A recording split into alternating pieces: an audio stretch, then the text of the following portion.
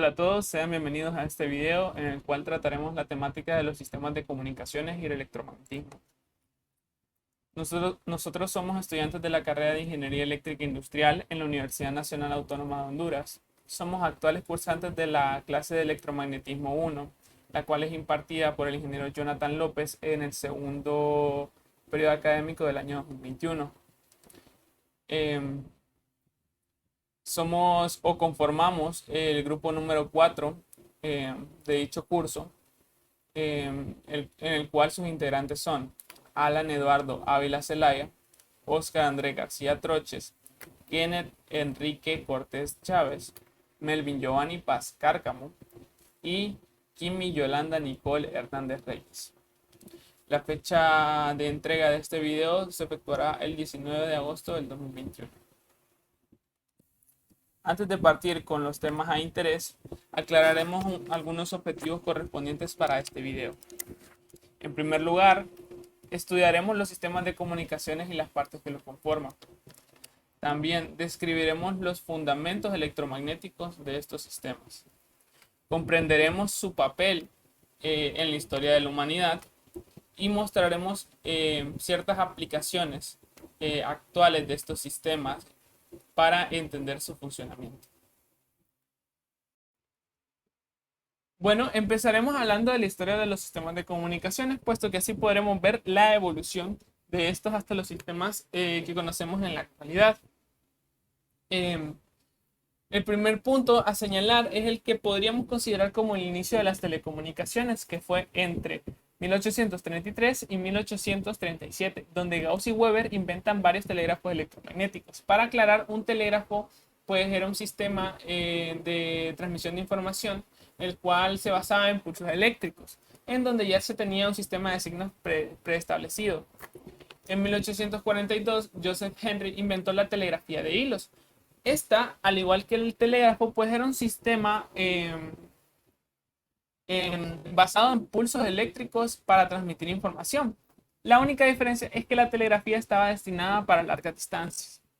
En 1853 se inventa el telégrafo por cable para transmisión simultánea en ambas direcciones, lo que se le conoce como modo dúplex, que de hecho de este hablaremos más adelante. En 1876, Bell patenta el primer teléfono. Este sistema ya estaba compuesto de un micrófono y un parlante, y casi al mismo tiempo Eliza Gray patenta el micrófono. De hecho, aquí podemos ver una ilustración con respecto a este punto, donde se ve el primer micrófono y pues a Alexander Bell. En 1891, el físico Branly construyó el primer receptor de ondas electromagnéticas. Nos trasladamos hasta 1898, donde Marconi inaugura el primer servicio radiotelegráfico. En 1921 se inicia en París los primeros ensayos de programas de radio para el público utilizando la Torre Eiffel como antena. Aquí podemos ver una ilustración de la Torre Eiffel. En 1928, el físico Nipkow inventa la televisión y realiza la primera transmisión inalámbrica de imágenes. Y en 1936, la primera transmisión experimental de la televisión electrónica eh, fue desarrollada, en la cual pues, se transmitió los Juegos Olímpicos de Berlín. Nos trasladamos hasta 1944 en Estados Unidos, donde se diseñó el primer computador programable llamado Mark K1, el cual podemos ver en esta imagen. En 1945, Arthur Clay propuso en dicho año la utilización de los satélites geoestacionarios para sistemas de comunicaciones de cobertura mundial. En 1956, Bell y Howell desarrollan la cámara de video electrónica. En 1980 se posiciona en el mercado el primer computador portátil. Con esta invención ya se desarrollan las primeras videoconferencias. En 1989 ya se desarrolla la televisión a alta definición. En 1992 nace el Internet comercialmente. Y en 1998 se implementan los sistemas de redes ópticas, los cuales son 30 veces más rápidos que los módems análogos de ese entonces. A partir de aquí empezaremos describiendo los principios electromagnéticos en los cuales están basados nuestros sistemas de comunicaciones, recalcando primero las ecuaciones de Jefimenko, que son de gran importancia para analizar nuestras ondas electromagnéticas, ya que estas están conformadas por un campo eléctrico y un campo magnético. Asimismo, también debemos de tener en cuenta la ecuación que nos describe la tasa de energía que nuestras ondas transfieren, que pues podemos ver que esta es dependiente de lo que es el vector de Poynting, y este mismo pues ya sabemos su valor correspondiente a los campos antes mencionados. La importancia del estudio electromagnético en nuestros sistemas de comunicaciones es dado a que la transmisión de información se logra gracias a las ondas electromagnéticas, en donde pues ya hemos visto que estas tienen o se ven afectadas por los medios donde se propagan. Podemos describirlo de la siguiente forma: los diferentes canales en donde se puede transmitir la información requieren un estudio electromagnético. A un canal se le conoce como un medio físico, puesto que gracias a las ondas electromagnéticas es posible transmitir esta información. Aquí podemos ver un ejemplo en donde tenemos una antena que está generando ondas electromagnéticas que se propagan a través de un medio no guiado, que esos también ya los describiremos más adelante. En este caso, pues estaríamos viendo cómo se propagan nuestras ondas electromagnéticas y la dirección correspondientes a nuestros campos tanto eléctrico y magnético. El estudio del medio es muy importante, puesto que así podemos evitar o procurar que nuestra señal llegue hasta cierto punto lo mejor posible a cómo se generó. Es decir, en un medio debemos tener en cuenta que nuestra señal podría sufrir ciertos efectos, tanto por el propio medio como por otras ondas electromagnéticas que puedan estar viajando a través de él. Entonces, cabe recalcar de que el mayor estudio que se tendrá de estos principios será por el medio en el cual se propagan nuestras ondas, que es en el cual existen la mayoría de efectos que pueden llegar a distorsionar un poco nuestra señal desde donde se originó hasta donde se recibió. Después de ver la forma de nuestras ondas electromagnéticas según las ecuaciones de Jefimenko, de hecho, en el ejemplo anterior no podemos afirmar de que nuestras ondas serán de esa forma para cualquier situación, puesto que esto va a depender de lo que transmite nuestra onda, del medio donde se propaga y donde se recibe nuestra onda. Entonces, para esto se especifican muchas utilidades y funciones. ¿Para qué quiero ese sistema de comunicación? ¿Dónde lo quiero hacer y para qué distancia? Entonces, todo este tipo de preguntas se generan a través de la construcción de estos sistemas. Y pues toda su estructura y funcionamiento están basados en una aplicación en específico.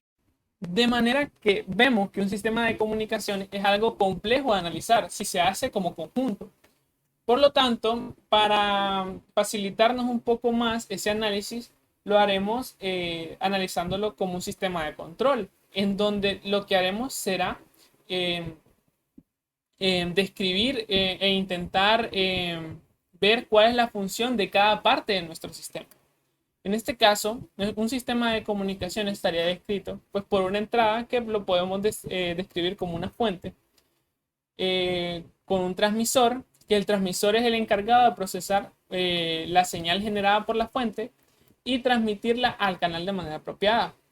Vemos de que, por lo tanto, el transmisor procesa una señal hacia el canal, en donde el canal se describe como el medio donde nuestra señal viaja hasta llegar al receptor, y el receptor es el encargado de transmitir una señal de salida hacia nuestro destino y asimismo eliminar los efectos producidos del canal. Entonces, también dijimos de que era importante aclarar para qué se destinaba nuestro sistema de comunicación. Aquí partimos a dos tipos de sistemas. En este caso, hablamos de sistemas de comunicación de punto a punto y otro sistema de comunicación de punto a multipunto. En el caso del de punto a punto, este describe un sistema donde se tiene una fuente y un solo destino, generalmente en ambos sentidos. A esto, pues, señalamos de nuevo el modo duplex, que ya lo describiremos más adelante. En la comunicación de punto a multipunto, pues describimos un sistema con una fuente y varios destinos independientes, generalmente de un solo destino. En este caso, esto, para dar un ejemplo rápido, podríamos describir las emisoras de radio, en donde se tiene una sola fuente y pues tenemos varios destinos independientes que somos nosotros los que estamos escuchando el programa de radio o lo que sea. Nos centraremos de momento en lo que es el transmisor y receptor de nuestro sistema de comunicación, puesto que pese a que en el canal se adquieran los mayores inconvenientes en un sistema de comunicación, hay ciertos ajustes que se pueden hacer en el transmisor y receptor para evitar esos efectos de medio. En este caso, en el transmisor debemos tener en cuenta que muchas veces nuestra fuente generará ondas que no son muy eficientes a transmitir. Por lo tanto, el transmisor, al añadir un modulador, generalmente se logra insertar una onda portadora que traslada el ancho de banda de nuestra onda original de la fuente a un ancho de banda más alto. Es decir, se genera un grupo de onda en el cual pues este ya se puede propagar a través del canal de una manera más eficiente. Como podemos ver en una ilustración aquí que se describe como ancho de banda base, pues el ancho de banda original de nuestra onda con respecto a la fuente. Pero pues esta se le añade una onda portadora gracias al modulador y pues así se traslada este ancho de banda. Con esto se puede evitar muchas interferencias o el efecto de ruido, que de hecho ya se hablará más adelante a detalle de eso, eh, con respecto a las demás ondas electromagnéticas que puedan estar viajando a través del mismo medio.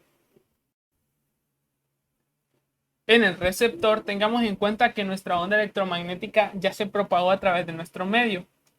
De manera que pues al pasar por el transmisor añadimos una onda portadora. Y al pasar por el medio pues se añadieron ciertos efectos correspondientes a este que pues ya más adelante describiremos cómo actúan sobre nuestra onda electromagnética. Pues este hecho indica que el receptor, la función de este debe ser de un filtro y después de hacer este filtro, darle la señal útil a lo que es el destino. En este caso, el filtrado de nuestra señal tiene que ser de nuestra onda portadora y también intentar con otros dispositivos o instrumentos, intentar eliminar ciertos efectos desarrollados en el medio. En este caso, con respecto a la onda portadora, se generó un modulador en el transmisor.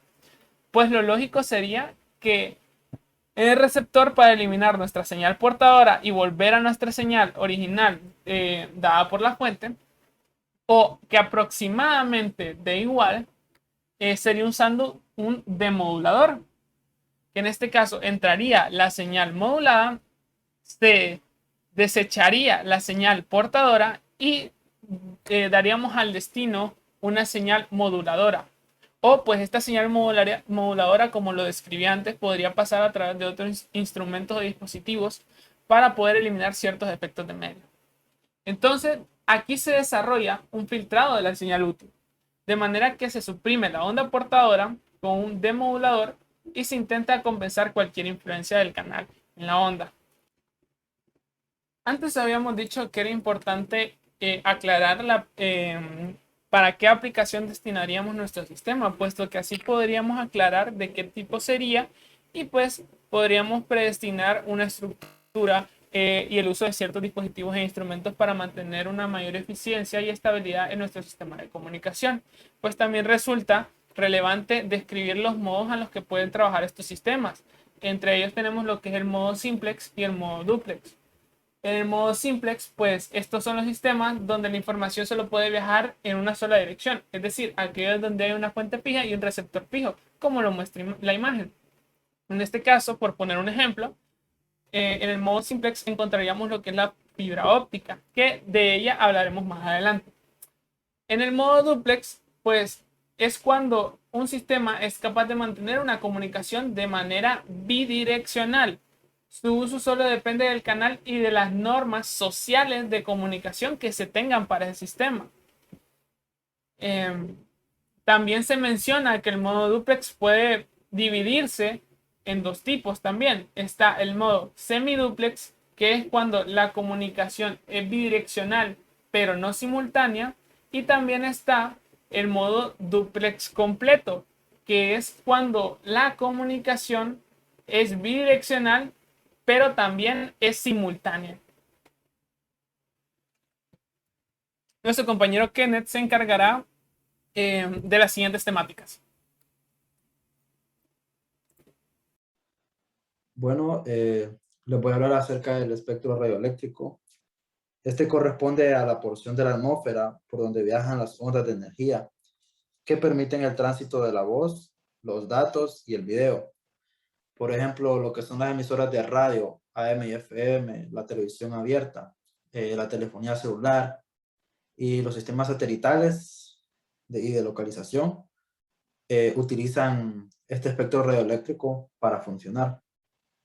Como podemos ver aquí en la tabla, las frecuencias se van a dividir en 8 clasificaciones, de acuerdo a su nivel de frecuencia. La primera es la muy baja, o VLF por sus siglas en inglés, de Very Low Frequency. Esta corresponde de 3 a 30 kilohercios. Y pues esta se utiliza bastante en lo que es, la radio. Tenemos también la frecuencia media, MF, que va desde 300 a 3000 kilohercios. Se utiliza bastante en lo que es la telefonía y la telegrafía. La frecuencia muy alta, que es VHF, se utiliza también en televisión abierta, en FM, que es un tipo de emisora. Y por último tenemos lo que son las superfrecuencias, super altas frecuencias de 3 a 30 GHz, que son empleadas en radares, y la más alta de todas es la extra alta frecuencia, EHF, que va desde los 30 hasta los 300 GHz, y pues se utiliza en satélites artificiales. Además, según la capa de la atmósfera, se divide en cuatro capas. La primera de ellas es la capa D, que esta es la más cercana al nivel de la superficie de la Tierra. Estaba desde los 60 a los 90 kilómetros sobre la superficie de la Tierra. Y aquí lo que son las frecuencias MF y las HF, pues tienden a atenuarse, ya que las ondas de radio que pasan hacen que los electrones se muevan. Luego estos empiezan a chocar con las moléculas neutrales, dejando su energía. Y pues como sabemos, entonces su amplitud va a disminuir. Recordemos que las frecuencias más bajas mueven electrones más lejos, y entonces hay una mayor posibilidad de que existan estas colisiones. La que le sigue es la frecuencia, la capa E. Esta es la capa media de 90 a 150 kilómetros sobre la superficie de la Tierra. En incidencia oblicua, solo puede reflejar ondas de radio con frecuencias menores a los 10 MHz. Y también tenemos una subcapa, podríamos llamarla, que es la ES, capa esporádica. Aquí hay nubes pequeñas y delgadas de ionización intensa, y se puede soportar una reflexión de ondas de radio de hasta 225 MHz. Por último tenemos la capa F. Esta es la más lejana a la superficie de la Tierra, también conocida como la capa Appleton-Barnett, y se extiende desde los 150 a los 500 kilómetros. Esta es la capa con mayor densidad de electrones, y se divide en dos: en F1, la cual está presente en el día, y en F2, la cual está presente tanto en el día como en la noche. Y podemos ver que F1 está más cercana que F2. F2 es la responsable de la mayoría de las propagaciones de ondas de radio y de largas distancias. Bueno, lo que son ahora las distorsiones. Esta es la deformación de la señal producida porque el canal se comporta de forma distinta en cada frecuencia. Como podemos notar aquí en la gráfica, la primera gráfica corresponde a la señal transmitida o emitida. Y pues la segunda es la señal recibida. Podemos ver que en la señal recibida hay una distorsión, hay una modificación en una de sus crestas. A esto nosotros le vamos a conocer como distorsión. Entonces, nosotros utilizamos el término THD para medir las distorsiones, el cual es una relación entre las potencias de los diferentes armónicos, que son estas de aquí, que P2, P3 hasta P sub n, que aparecen gracias a una señal de frecuencia como consecuencia de la distorsión, entre P sub 1, que es la potencia fundamental. Existen, pues, dos tipos de distorsiones. Tenemos la de atenuación y la debida a un retraso. La de atenuación ocurre cuando las altas frecuencias pierden potencia con mayor rapidez que las frecuencias bajas durante la transmisión, lo que puede hacer que la señal recibida sea distorsionada. Como podemos ver aquí en la gráfica, pues su amplitud va a ir disminuyendo, se va a ver atenuada. Algo que pues nosotros no deseamos porque queremos lograr transmitir ondas a largas distancias, información a largas distancias. Y pues nosotros utilizamos esta ecuación de aquí para la atenuación, que es igual a 10 veces el logaritmo de la potencia transmitida entre la potencia recibida. Esta está medida en decibeles y pues si les parece conocida este tipo de ecuaciones, recordarán del circuito 2 en lo que es la respuesta de frecuencias, que se empezaba a ver este tipo de ecuaciones. Luego tenemos la de retraso. Esto ocurre cuando una señal se retrasa más a ciertas frecuencias que otras. Existen varios métodos para poder contrarrestar estas distorsiones. Por ejemplo, es muy común para lo que son las distorsiones de atenuación utilizar estaciones de repetidores, como lo que son estas torres que aparecen acá atrás, en el fondo, que lo que hacen es reforzar la señal cuando sea necesario y así disminuir esta atenuación. Y también existe un dispositivo llamado igualador o ecualizador que compensa tanto la distorsión debido a una atenuación como la debida a un retraso. El ruido. Nosotros denominamos ruido, bueno, lo que es la comunicación, a toda señal no deseada que se mezcla con la señal que queremos transmitir.